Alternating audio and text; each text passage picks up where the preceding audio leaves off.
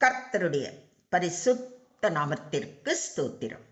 தபசு காலத்தின் 15ஆம் நாளான இன்று தியானிக்கும்படியாக தெரிந்து கொள்ளப்பட்ட வேத வசனம் எபிரேயருக்கு எழுதின நிருபம் 12ஆம் அதிகாரம் 11ஆம் வசனம்.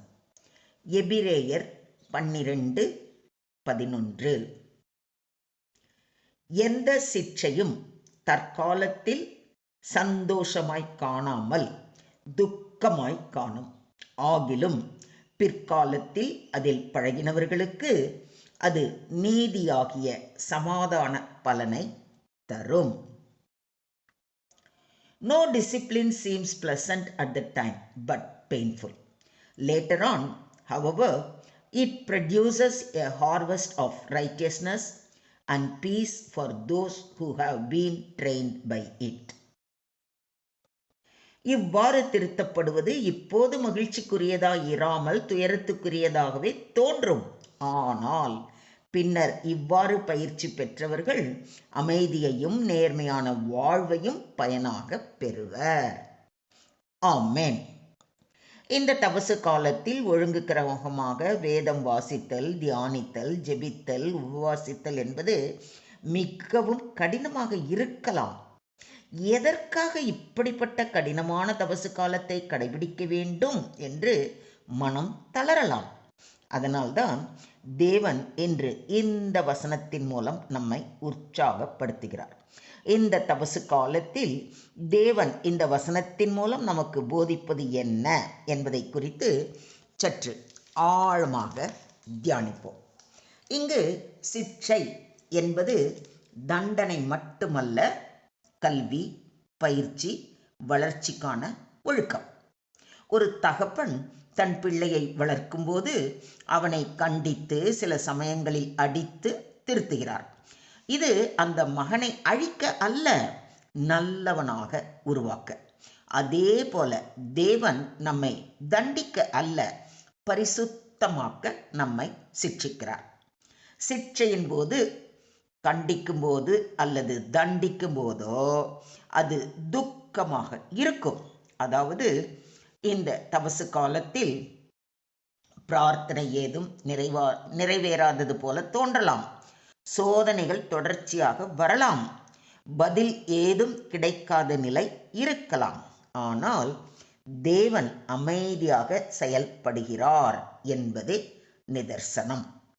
மண்ணுக்குள் விதைக்கப்பட்ட விதை இருட்டில் இருக்கும். ஆனாலும் அந்த இருட்டை பொருட்படுத்தாமல் பொறுமையுடன் காத்திருக்கும் பொழுதுதான் அந்த விதையிலிருந்து முளை கிளம்பி முளைக்க ஆரம்பிக்கும். அதே போல தபசு காலத்தில் நமக்கு ஏற்படும் சிற்றை என்பது தண்டனை அல்ல, திருத்துதல், பயிற்சி அளித்தல், வளர்ச்சிக்காக தேவன் அனுமதிக்கும் அனுபவங்கள். தபசு காலம் என்பது சுய கட்டுப்பாடு, நோன்பு, தியானம் மூலம் தேவன் நம்மை வடிவமைக்கும் காலம்.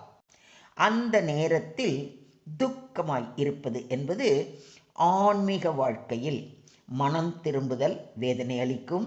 சுய சோதனை சிரமமானது, பழக்கங்களை மாற்றுவது கடினம்.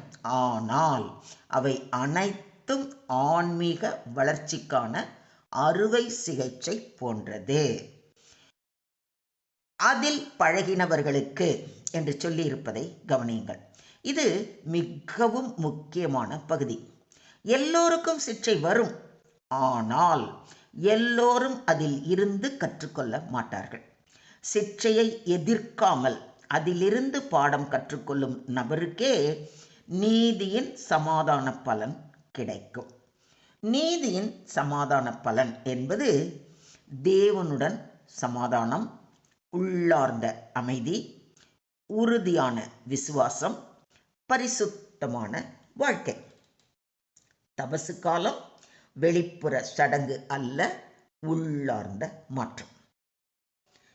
என் சகோதரரே, நீங்கள் பலவிதமான சோதனைகளில் அகப்படும்போது உங்கள் விசுவாசத்தின் பரீட்சையானது பொறுமையை உண்டாக்கும் என்று அறிந்து அதை மிகுந்த சந்தோஷமாக எண்ணுங்கள் என்று அப்போஸ்தலனாகிய யாக்கோபு அறிவுறுத்துவதை அவரது நிருபத்தின் 1ஆம் அதிகாரத்தில் வாசிக்கிறோம். பொறுமை ஆன்மீக முதிர்ச்சி உண்டாக்கும். தபசு காலம் ஆன்மீக முதிர்ச்சியின் பயிற்சி முகாம். இதை விசுவாசிக்கிறீங்களா?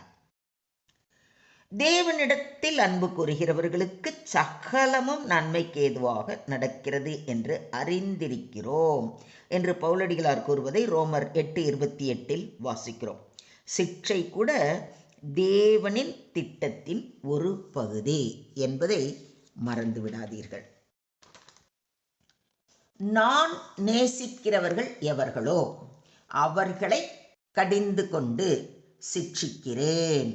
ஆகையால் நீ ஜாக்கிரதையாயிருந்து மனம் திரும்பு என்று கர்த்தர் கூறுவதை வெளிப்படுத்தல் 3:19 வாசிக்கிறோம். தேவன் தாம் நேசிப்பவர்களை திருத்துகிறார். சிட்சை அன்பின் சான்று. மொத்தத்தில் இன்றைய தியான வசனம் மூலம் நாம் கற்றுக்கொள்ளும் பாடம் வேதனையின் பின்னால் வெற்றி. சிட்சை தண்டனை அல்ல, தயாரிப்பு. வேதனை நிரந்தரம் அல்ல, அது பயிற்சி காலம். சிட்சை தற்காலிக துக்கம். தேவன் நம்மை வடிவமைக்கவும் பரிசுத்தப்படுத்தவுமே இந்த தவசு காலத்தில் நம்மை சிட்சிக்கிறார். சிட்சையின் நிலையான பலன் நீதியான வாழ்க்கை, சமாதானமான மனம், உறுதியான விசுவாசம். சிட்சை தேவனின் அன்பின் சாட்சி. இந்த தவசு கால பயன்பாடு சுய ஒழுக்கம், பாவ உணர்விலிருந்து மீளுதல், உள்ளார்ந்த மாற்றம். இந்த தவசு காலத்தில் நம்மை நாமே சுய பரிசோதனை செய்ய வேண்டியது என்ன அப்படின்னு பார்ப்போமா? நான் அனுபவிக்கும் சோதனை என்னை கடினப்படுத்துகிறதா அல்லது பக்குவப்படுத்துகிறதா? நான் குறைகளை எண்ணுகிறேனா அல்லது தேவனின் திட்டத்தை நம்புகிறேனா? நான் அனுபவிக்கும் இந்த சிரமம் என்னை வளர்க்கிறதா? இந்த தபசு காலத்தில் நான் கட்டுப்பாட்டை கற்றுக்கொள்கிறேனா என்று நாம் நம்மை நாமே ஆராய்ந்து தேவனுடைய சிட்சை நம் நன்மைக்காகவே என்பதை பரிபூர்ணமாக உணர்ந்து நன்றி நிறைந்த உள்ளத்துடன் அவர் பாதம் பணிவோம்.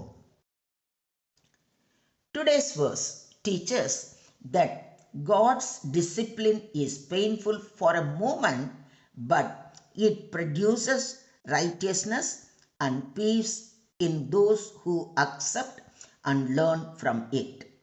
Discipline is not a punishment, but loving correction. Trials are temporary, but their results are eternal. During Lent, God shapes our character through spiritual training so that we may grow in holiness, peace, and mature faith. Do you believe this? ஸ்தோத்திரம் ஆண்டவரே, ஸ்தோத்திரம் கர்த்தாவே, ஸ்தோத்திரம் ஸ்தோத்திரம் ஸ்தோத்திரம். எங்களை அதிகமாய் நேசிக்கிற எங்கள் அன்பின் தகப்பனே, உம்மை நன்றியோடு துதிக்கிறோம், ஸ்தோத்தரிக்கிறோம் அப்பா. அன்புள்ள பரலோக பிதாவே, எங்கள் வாழ்க்கையில் அனுமதிக்கும் சோதனைகளின் அர்த்தத்தை புரிந்து கொள்ள எங்களுக்கு கிருபை தாரும். சிட்சையை எதிர்க்காமல் அதில் இருந்து கற்றுக்கொள்ளும் இருதயத்தை எங்களுக்கு தாரும். நீதியின் சமாதான பலனை எங்கள் வாழ்க்கையில் உண்டாக்கும். தபசு காலத்தில் எங்களை பரிசுத்தப்படுத்தி புதுப்பித்து உயிர்த்தெழுந்த கிறிஸ்துவை எதிர்கொள்ள திராணி உள்ளவர்களாகும்படி எங்களை பலப்படுத்த வேண்டி எங்களை முற்றிலுமாக தாழ்த்தி உம்முடைய கரங்களிலே ஒப்பு கொடுக்கிறோம். நீங்க பொறுப்பெடுத்துக்கோங்க, நீங்க வழி நடத்துங்க. சகல துதி கன மகிமை யாவையும் ஒருவருக்கே செலுத்துகிறோம். மீட்பர் இயேசுவின் மூலம் ஜெபம் கேளும் எங்கள் ஜீவனுள்ள தகப்பனே, ஆமென்.